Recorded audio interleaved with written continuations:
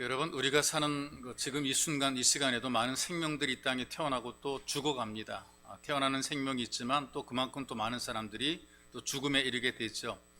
여러분과 제가 사는 세상이 얼마큼 살지 모르겠지만 희노애락, 그다음에 생로병사가 계속해서 이어지고 있습니다. 그래서 사람들이 이런 기대를 가집니다. 과학 문명이 발전하게 되고 또 문화가 높아지게 되고 또 삶의 수준이 높아지게 되면 기대감도 높아지게 됩니다. 그래서 좀 좋은 세상이 될 것이다. 또 인생의 수면도 많이 늘어나게 될 것이고 우리가 사는 세상이 아름다운 세상이 될 것이라는 기대감을 가집니다. 이것이 오래전부터 생각해왔던 사람들의 생각이고 꿈인데요. 지금도 우리가 사는 현실의 모습을 보게 되면 그때나 지금이나 거의 달라진 것이 별로 없이 환경이나 조건들은 많이 변했을지 모르겠지만 여전히 마음은 불편하고요. 또 뭔가 불안하고 힘들다 그러고 또 사는 것이 어렵다고 얘기를 해요. 예전에도 똑같은 말을 했거든요. 예전에도 사는 것이 어렵다, 삶이 팍팍하다. 10년 전, 20년 전, 30년 전, 40년 전에도 동일한 얘기를 했었는데 지금 동일하게 똑같은 얘기를 하고 있습니다. 그만큼 우리가 과학 문명이 발전하게 되고 삶의 수준이 높아지게 되면 인품도 인격도 좋아지게 되고 또 서로가 서로에게 힘이 되어주고 이런 삶을 살아야 되는데 그렇지 못한 것이 여러분과 제가 사는 세상의 현실이죠. 그래서 인간의 존엄성이라고 하는데 이런 존엄성도 파괴되고요. 또 전통적인 윤리의식이 있는데 이런 가치관도 다 무너져 내리게 되고요. 편하게 많이 살게 만들어줬잖아요. 과거보다 사는 게 굉장히 편하죠. 아무리 편하게 만들어줘도 여전히 불평, 불만이 가득한 것이 이 세상의 현실이란 말이죠. 그리고 갖고 있는 개인적인 불만들과 불평들을 남들에게 막 쏟아내는 것이 또 우리가 사는 세상의 모습인 겁니다. 남들의 고통에는 별로 감각이 없고 내 고통, 내 문제만 심각하게 생각하는 것이 지금 이 현실의 모습인 거죠. 사람과 사람 사이에 감동적인 교제가 사라지게 된 것입니다. 한 10여 년 전부터 반복되는 그런 내용이 몇 가지가 있는데 그 중에 하나가 뭐냐면 교실이 무너지고 있다, 교육이 무너지고 있다, 학교가 무너지고 있다, 이런 내용들이 한 10여 년 전부터 계속해서 반복이 되고 있더라고요. 학교에 나오지 않은 아이 때문에 교사의 지시와 질책을 우습게 여기는 그런 학생들이 만들어지게 되고 또 교사는 학생들이 참 겁나는 거예요. 아이들 지도하는 것을 겁내는 그런 교사들이 만들어지게 됩니다. 학교의 교실이 붕괴됐다는 그런 얘기를 해요. 아이들이 공부하라고 줘라도 선생님이 너 왜 줘냐 혼내지 못하는 것이 지금 교실에 일반화된 현상이라고 그렇게 얘기를 합니다. 이미 교사들이 이런 얘기를 합니다. 오래전부터 교실에서 수업이 불가능하게 되었다 이렇게 얘기를 하더라고요. 아이들이 말을 안 듣는다는 것이죠.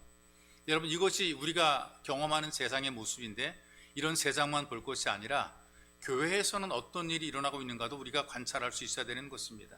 교회에서는 그럼 괜찮은가? 세상은 그런 세상인데 그럼 교회는 좀 나은 게 있는가? 성경에 보게 되면 소년 시절을, 어릴 때의 시절을 비교적 자세하게 언급한 그런 인물들이 있어요. 어른이 돼서 한 일만 언급한 것이 아니라 어릴 때부터 어떻게 성장했는가의 과정을 언급한 사람들이 요셉이라든가 다윗이라든가 사무엘이라든가 이런 분들에 대한 언급들을 하고 있는데 이분들에게 나타나는 공통점이 있어요. 그 어떤 것이냐면은 어머니 태 속에 있을 때부터 이 아이의 어머니가 기도했고 어린 시절에 하나님 말씀으로 교육했다. 이게 이제 좀 다른 사람과 다른 거죠. 육체가 성장할 때 잘 먹이면 돼요. 맛있는 거 영양가 있는 거 먹이면 되는데 영혼은 다른 거예요. 영혼은 잘 먹인다고 되는 것이 아니란 말이에요. 하나님의 말씀이 아니고서는 우리 영혼이 건강하게 될 수가 없단 말이죠. 영혼이 소생하고 강건해지게 될 때에 성숙한 믿음을 가진 성숙한 그리스도인이 됩니다. 그런데 여러분들에게 소개해드리는 데살로니가 교회의 모습을 보게 되니까 바울에게 감동을 준 교회라고 소개를 하고 있어요. 이 바울이 생각합니다. 여러 교회들이 많은 가운데에 기도하면서 데살로니가 교회를 생각하니까 하나님께 감사하고 또 감사하게 되더라. 좀 이렇게 적나라한 표현을 말하게 되면 그냥 축복이 저절로 나오더라. 그 사람만 생각하면, 그 이름만 기억하면, 그 얼굴을 떠올리게 되면, 그 교회를 생각하면 그냥 자연스럽게 축복이 나오게 되더라. 이런 고백을 하고 있는 거죠. 여기에 감동의 교제가 있기 때문에 그런 것입니다. 여러분, 이 땅의 법도 마찬가지고 신령한 법도 마찬가지인데 심은 대로 거둔다라는 법칙이 있지 않습니까? 여러분들이 살아가면서 많은 사람들에게 사랑을 많이 베풀고 좋은 일을 많이 하게 되면 다른 사람들도 여러분들을 굉장히 좋아하게 되고 여러분들을 사랑하게 됩니다. 선한 일을 많이 한 사람, 좋은 일을 많이 한 사람, 다른 사람들로부터 좋은 평판과 좋은 평가를 받게 되는 것이죠. 모든 걸 좋게 하고 좋게 말하고 좋게 행동하고 그렇게 살게 되면 자기만 좋은 사람이 되는 것이 아니라 주변에 좋은 사람이 많이 다가오고 모여들게 돼 있습니다. 근데 평소에 이기적이라서 베풀 줄 모르고 나눌 줄 모르고 자기 생각만 하고 이해관계를 따지는 그런 사람들에게는 사람들이 돌아오지 않고 그리고 자기도 거둘 것이 없게 되는 거예요. 늘 그 사람 주변엔 자기와 같은 사람들만 모이게 돼 있어요. 그래서 세상을 부정적으로 바라보게 돼 있죠. 원로가 되신 목사님이 이런 얘기를 하시더라고요. 총에서 일하셨던 분입니다. 근데 그분이 하는 말이 정말 어떤 일을 맡아서 일할 때에 젊은 나이 정말 나는 힘들고 어려웠다. 그리고 정말 짜증도 나고 피곤도 하고 신경질도 많이 났다. 근데 어른들이 맡겨주는 거라서 이제 할 수 없이 그 일을 했는데 그때는 불평하고 원망했지만 지금 은퇴하고 바라보니까 그때 그 일하는 것이 참 잘한 것 같다. 일을 열심히 하고 나니까 사람들이 지금 나를 대우해주고 대접해주고 불러주고 인정해주는 것을 볼 때에 내가 참 그래도 잘 산 것 같다라는 그런 얘기를 하시는 것을 들었어요. 여러분 인생을 살면서 늘 주변에 자기와 같은 사람들이 모여들게 되어 있습니다. 보십시오. 자꾸 뭘 받으려고 그러는 사람보다 주려고 하는 사람에게 사람들이 모여들게 되어 있고 반가워하게 되어 있습니다. 근데 뭔가 받으려고만 하는 그런 사람들, 좀 이기적인 사람들은 사람들이 자꾸 피한단 말이죠. 또 이런 성향이 강하면 강할수록 내가 한 행동은 생각하지 않고 자기에게 혜택을 주자는 세상을 원망하는 거예요. 왜 안 해주느냐고 원망한단 말이죠. 불평이 많아요. 왜 교회가 사랑이 없느냐? 뭐 예수 믿으면서 왜 이렇게밖에 못하느냐? 뭐 섭섭한 그런 얘기를 많이 한단 말이죠. 여러분 하나님께서 우리들에게 세상을 관리하도록 맡겨주셨잖아요. 그래서 사람들이 세상을 나쁘게 만들면 나쁜 세상이 되는 것이고요. 사람들이 세상을 좋게 만들면 좋은 세상이 되는 거예요. 그렇다면 문제가 세상이 아니라 사람입니다. 가정도 그렇고 세상도 그렇고 교회도 그렇고 사람들이 모여 만들어가는 것 아니겠어요. 그렇기 때문에 어떤 사람과 어떤 교제를 나누는가 굉장히 중요하죠. 성도는 예수 가족이라고 합니다. 예수님의 피로 우리가 하나가 된 것으로 가족이 됐기 때문에 감동의 교제가 필요한 것이죠. 그래서 이 바울은 디모데를 보내서 데살로니가 교회 예수 가족들과 함께 교제를 하기를 원했던 것입니다. 디모데는 보냄받은 일꾼으로서 이 성도의 진실한 교제, 참된 교제를 위해서 사명을 잘 감당하고 이 바울에게 돌아와서 서로 소식을 주고받게 되는 거죠. 이 주고받는 소식의 내용이 감동적인 내용입니다. 이 교제가 감동적인 교제란 말이죠. 디모데가 어떻게 보고하느냐 이렇게 보고를 합니다. 교회가 든든히 서가고 있습니다 라고 바울에게 지금 보고해 6절의 말씀이 그런 내용이에요. 지금은 디모데가 너희에게로부터 와서 너희 믿음과 사랑의 기쁜 소식을 우리에게 전하고 또 너희가 항상 우리를 잘 생각하여 우리가 너희를 간절히 보고자 함과 같이 너희도 우리를 간절히 보고자 한다 하니, 바울과 복음을 증거한 바울의 일행들이 이 데살로니가의 성도들을 보고 싶어 한 것처럼 데살로니가의 성도들도 바울 일행을 복음 사역자들을 보고 싶어 했다, 보고 싶어 한다, 이제 그런 내용들을 이 교제하고 싶은 마음들을 서로 전하는 거죠. 이 내용 속에서 우리가 보는 것이 어떤 거냐 하면 세상 속에서 감동 있는 교제가 이루어지는 그런 교회가 어떤 교회냐, 다른 것이 아니라 뭐 세상적인 것으로 만들어지는 것이 아니라 믿음이 나타나는, 믿음이 보여주는 그런 교회인 것입니다. 그래서 이 참된 믿음이라는 것이 세 가지 결과를 만들어내게 되는데, 믿음을 소유하고 있는 것과 구원에 이르는 열매를 맺는 것입니다. 그래서 이 믿음은 은혜로 주어지는 것이지 내가 만들어내는 믿음이 아니거든요. 하나님의 선물이지 우리가 믿음을 막 만들어낼 수가 없는 거예요. 믿음은 하나님께서 우리에게 베풀어준 은혜로 구원에 이르게 만들어주는 것이고, 이 믿음을 가지게 되면 우리는 자신이 있어요. 하나님의 자녀라는 확신이 주어지게 되고 신분에 대한 감동이 있죠. 이 땅을 살면서 나는 하나님의 자녀야, 이런 어떤 마음속에 자기 신분, 나는 하나님의 자녀라는 신분에 대한 이 감동이 주어지게 됩니다. 그런 여러분, 이렇게 살아가게 될 때에 자기 신분에 대한 확신이 있으니까 내 믿음은 하나님이 이렇게 주었다라고 하는 이 감격이 있어서 감사하면서 살게 돼 있어요.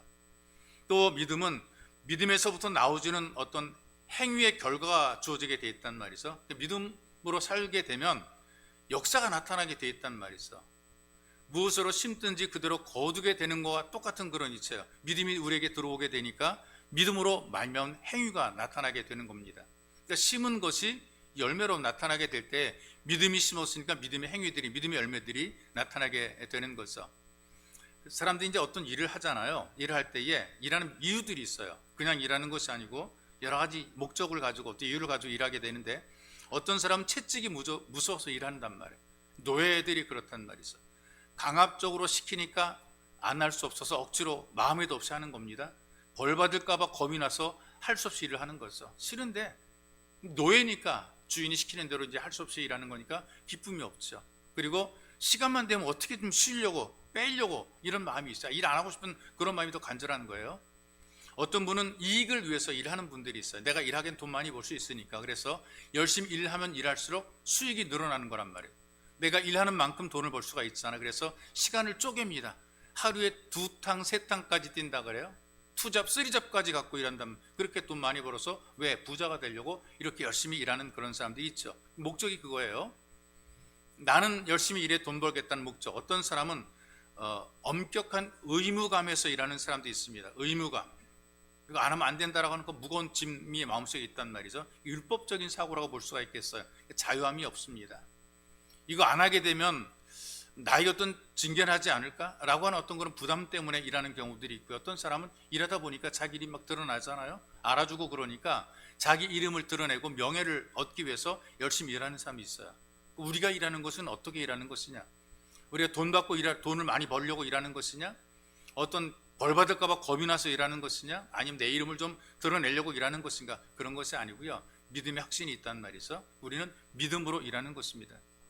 믿음에서 나오는 삶이 이게 일하는 행위로 나타나게 되는 거죠. 근데 믿음을 가지니까 하나님을 기쁘시게 하는 그런 삶과 그런 일을 하게 되는 거예요.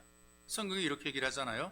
하나님께 나아가는 자는 하나님께서 계신 것과 또한 하나님께서 하나님을 찾는 사람들에게 상 주시는 분임을 믿으라 그랬어요. 우리 속에 믿음이 있으니까 하나님을 기쁘시게 해야 되겠다라고 하는 그런 마음으로 일하게 되는 거죠. 교회 일을 섬길 때 또 월급 주는 것, 돈 많이 주는 것도 아니잖아요. 누가 막 알아주는 것도 아니잖아요. 일한다 그래서 뭐 누가 신경 써 칭찬해주고 도와주고 챙겨주는 거 그런 것도 아닌데, 우리가 일하는 이유가 어디 있는가? 믿음 위에 나타나는 열매예요. 믿으니까 내 속에서 그 일을 하게 만드는 이런 열매들이 만들어지게 되는 거죠. 여러분들이 믿음이 드러나는 예수 가족이 될 때에 감동적인 교제가 만들어지게 되어 있습니다. 믿음으로 일해서 감동적인 교제를 만들어 가시는 예수 가족이 되시기를 주님의 이름으로 축복합니다. 또 한 가지는 이 사랑의 수고가 있는 교회가 정말 진실한 감동적인 교제가 만들어지죠. 데살로니가 교회 특징 가운데 하나가 믿음의 역사와 함께 사랑의 수고를 알려준 교회란 말이죠. 이 사랑의 수고라는 그 말의 의미가 채찍으로 때린다 또는 애쓴다, 이제 그런 의미가 있단 말이에요. 이 수고라는 그 말 자체는 엄청난 노력이 들어가는 고생이라 그런 의미가 있잖아요. 수고한다는 거, 교회 일을 위해 수고하고 교회를 섬기기 위해 수고하고 교회 일에 수고하는 그 모든 수고들은 고생이에요. 힘들고 어려운 일이란 말이죠. 이 데살로니가 교회 성도들을 보니까 예수로 말미암아 이런 고생을 한 거죠. 왜? 사랑의 수고예요. 내가 정말 주를 사랑해서 그 사랑의 수고를 하는 것이고, 나와 함께한 예수 가족들이, 예수 믿는 형제와 자매들이 너무나 좋아서 그들에게 뭔가 좀 도와주고 챙겨주고 섬겨주려고 이 모든 그 고민, 고통을, 아픔을, 손해를 감수하게 되는 거죠. 이 사랑의 수고를 기꺼이 감당하게 됩니다. 그럼 왜 이것이 가능하냐? 하나님의 사랑을 깨달은 것이거든요. 예수님이 죽기까지 나를 사랑했다라고 하는 그 사랑을 깨닫게 된 거란 말이죠. 그래서 내가 받은 사랑을 아는 것이 정말 중요해요. 여러분들이 사랑을 받았다는 것을 깨닫는 것이 너무나 중요하단 말이죠. 근데 이걸 모르니까 답답한 거란 말이죠. 하나님께서 사랑해 주시는데, 예수님이 우리를 죽기까지 사랑했는데 이거를 깨닫지 못하고 살아가는 거예요. 도대체 이 사랑이 뭔지를 모르고 살아가는, 이게 불행이란 말이죠. 일반적으로도 마찬가지 아니겠어요? 사랑한다고 얘기를 하는데 사랑을 줌에도 불구하고 이걸 깨닫지 못하니까 이게 불행한 것이란 말이에요. 그러니 인생 살 때에 불평과 불만이 가득한 거예요. 아무도 자기를 사랑하지 않는다라고 생각하고 살아가니까 사는 게 재미도 없고 불평과 불만이 가득. 왜 나만 갖고 그래? 이렇게 돼. 왜 나만 싫어해? 왜 나만 미워해? 왜 나만 갖고 그래? 이런 그 원망과 불평을 하게 되는 거란 말이에요. 그래서 세상을 원망하고 부모 형제를 원망하고 주변 사람을 원망하는 사람들은 받은 사랑을 깨닫지 못하고 살기 때문에 그런 거죠. 받아도 받은 줄 모르고 또 베풀어도 감사와 고마움을 모르게 되면 이게 불행한 것입니다. 하나님께서 너무 하는 분이 절대로 아니거든요. 하나님께서 우리를 너무 하는 분, 절대로 참 우리를 힘들고 어렵게 만드는 분이 아니란 말이에요. 내가 어떤 사람인가를 생각하는 게 너무나 중요한 거죠. 내가 내 사람 됨됨이 나의 나됨을 알아야 되는 거란 말이죠. 그래서 우리가 하나님의 사랑을 받아들일 때에 하나님께서도 그런 사람에게, 이 감동적인 사람에게 일을 맡겨 주시는 거예요. 감사함으로 받으니까 감사함으로 일하게 되는 거죠. 이런 사람들을 보게 되면 힘들고 어려워도 감당을 해요. 왜? 받은 사랑을 알기 때문에 그래요. 내가 받은 사랑을 깨닫게 되고 누리게 되니까 기꺼이 자기도 그 사랑의 수고를 감당하게 돼 있단 말이죠. 그래서 예수님께서 십자가 위에서 고통을 당하신 물과 피를 다 흘려내리신 것이 우리를 사랑하신 사랑의 수고가 되는 거죠. 이걸 데살로니가 교회 성도들이 깨달은 거예요. 십자가는 바로 나를 향한 하나님의 사랑이다. 그렇다면 나도 이 주님을 본받아서 내가 이 수고를 감당해야 되겠다. 그래서 사랑의 수고를 감당했던 거죠. 여러분들도 사랑을 받고 있다는 사실을 깨달아야 됩니다. 하나님이 여러분을 많이 사랑하신다. 이걸 여러분들이 느껴야 되는 거예요. 그래야 여러분들도 이 사랑의 수고를 감당하게 되는 거죠. 사랑을 받고 사랑을 주는 예수 가족이 되시기를 주님의 이름으로 축복합니다. 또 하나 말씀드리게 되면 이 디모데 보고를 통해 나타난 감동의 교제는 소망의 인내가 있는 교회 속에서 이 감동의 교제가 만들어지게 돼요. 이 데살로니가 교회 성도들이 갖고 있는 소망은 예수님의 다시 오신다는 재림에 대한 소망이란 말이죠. 막연한 게 아니고 확실하게 살아있는 그런 소망. 오신다. 이들은 생각하기를 내가 살아 생전에 예수님 오신다라고 그렇게 믿었던 거죠. 그렇기 때문에 현재 고난을 감당했던 거예요. 주님이 오시니까 라는 믿음이 있었기 때문에 막 고난을 받아도 이걸 극복해낸 거죠. 여러분, 여기에 말한 인내라는 그 말이 굉장히 좀 힘들고 어려운 말이거든요. 프레스라고 그래요. 무거운 압력에 눌린 상태입니다. 누가 나 꽉 누르고 있어요. 무거운 짐 져본 적 있잖아요. 그걸 내가 짊어지고 있는 거예요. 막 그것도 누르고 있는 거예요. 이걸 누르는 걸 내가 버텨야 되는 거예요. 이런 것이 인내란 말이죠. 그냥 이 악물고 참게 되면 앉아 참으면 되지 뭐 아무것도 안 하면 되지, 이게 아니고요. 그냥 막 못 가게 누르고 못하게 누르고 막 눌러내는 거예요. 이런 압력받는 그런 상태 속에서도 버티면서 믿음을 지켜내는 것. 죽을 수 있고 망할 수 있는데 그러나 포기하지 않고 죽으면 죽으리야 버텨내는 것이란 말이죠. 이런 믿음을 가지고 이런 인내를 가지고 그들이 교회를 이끌어왔고 그리고 또 믿음을 지켜온 것이죠. 이 마음속에 이런 생각이 있었을 겁니다. 뭐 100년 만년 사는 세상도 아닌데 영원에 대한 하나님의 나라를 바라보는 거죠. 오늘뿐 아니라 내일에 대한 기대를 가지고 사는 겁니다. 여러분들 속에 이런 소망이 있게 되면 누구든지 좀 인내하게 돼 있습니다. 소망을 가진 사람들은 눈에 보이는 이 세상 것 때문에 사는 것이 아니고 하나님의 나라를 향해서 자기 인생을 올인하는, 모든 걸 다 드리는 그런 모습을 가지고 살아가는 거예요. 그래서 힘들지만 어렵지만 그 어려움 속에서 마음과 생각이 통하게 될 때 거기에서 이 감동적인 교제가 만들어지게 되어 있어요. 힘들고 어려울 때 흔히 말하는 전투를 하는 군인들에게 전우애라는 게 있거든요. 그 전우애는 언제 만들어지게 되느냐? 아주 굉장히 생사를 오락가락하는 그런 심각한 전투 속에서 전우애가 발동이 되는 거예요. 그 전까지는 뭐 서로 시키고 그다음에 또 서로 막 명령하고 그런 관계였던 것이 이제는 위해주고 격려해주고 너 없으면 안 되라는 그런 관계, 이 전우애라는 것처럼 신앙도 마찬가지고요. 모든 삶도 마찬가지.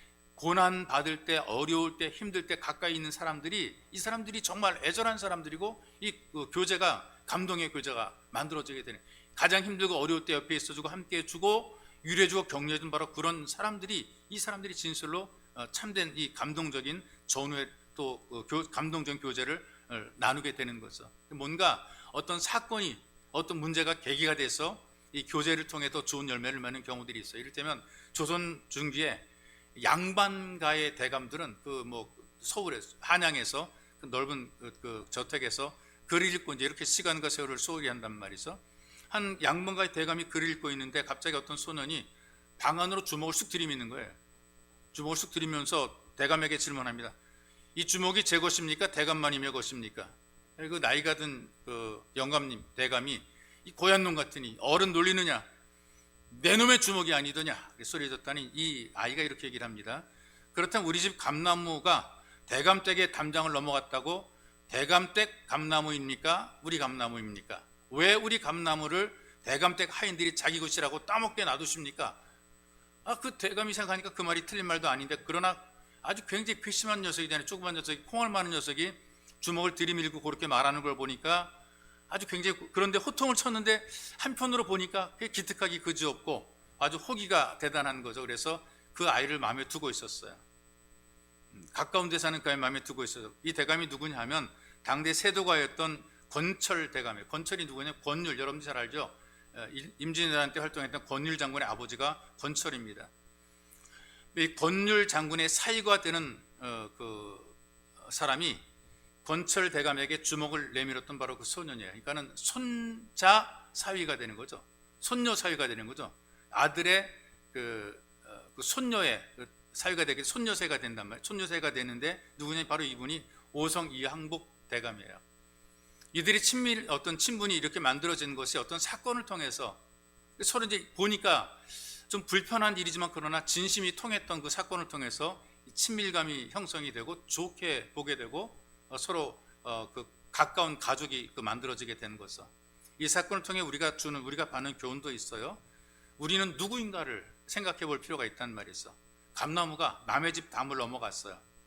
근데 그 감나무의 뿌리는 어디 있는가? 그 집에 자기 원래 그 집에 뿌리를 두고 그냥 가지만 넘어간 것이란 말이죠. 그렇다면 감나무는 누구의 소유냐? 넘어간 것만큼 그 집의 소유가 그렇지 않습니다. 뿌리를 두고 있는 그 집의 소유가 되는 것이죠. 자, 여러분, 우리가 이 땅에 살아갑니다. 세상 속에 살아도 우리 영혼의 뿌리가 어디 있는가? 하나님께 있어요. 너희의 시민권은 하늘에 있다 그랬단 말이에요. 그래서 여러분, 성도들은 이 땅에 살지만 하늘의 소망을 두고 하늘의 시민권이 있는 예수 가족입니다. 이것을 깨닫게 될 때 우리의 교제가 감동적인 교제가 될 수가 있어요. 그래서 우리가 서로 예배를 통해서 믿음을 보일 때에 감동하게 되고 봉사와 헌신과 수고를 통해 사랑의 수고를 보여주게 될 때 감동적인 교제가 만들어지게 되고 힘들고 어렵습니다. 그러나 그럼에도 불구하고 왜 그러냐 저러냐 원망 불평하는 것보다 감사하고 인내하게 될 때 감동의 교제가 만들어지게 되는 거예요. 그래서 여러분들이 진실로 참된 감동의 교제가 만들어지기를 믿음으로 또 사랑의 수고로 또 인내로 이 감동의 교제를 만들어 가시기를 주님의 이름으로 축복합니다. 좋으신 아버지 감사합니다. 주께서 우리를 사랑하셔서 은혜의 장중에 붙잡으시고 주님 그래도 이 거룩한 주일을 주님 안에서 보내게 하시니 감사드리며 특별히 말씀을 드리며 우리가 이 땅에 사는 동안에 예수 가족으로 살게 되고 감동적인 교제를 누리며 살아가는 귀한 존재인 것을 알게 하시니 하나님 감사합니다. 우리들도 믿음의 역사가 나타나는 그리고 또 사랑의 수고가 있는 또 인내로 어려울 때 힘들고 어려울 때 인내를 통해서 참 잘 감당해 내므로 말미암아 감동적인 교제로 하나님의 교회가 힘있게 세워지도록 은혜를 덧입혀 주시고 주께서 우리 모두의 마음속에 동일한 감동을 주시옵소서. 그래서 하나님의 나라를 위해 서로가 서로에게 위해주고 격려해주며 힘을 붙돋아주는 귀한 삶을 살아갈 수 있도록 은총을 더하여 주옵소서. 보배로 오신 예수님의 이름으로 기도하옵나이다. 아멘.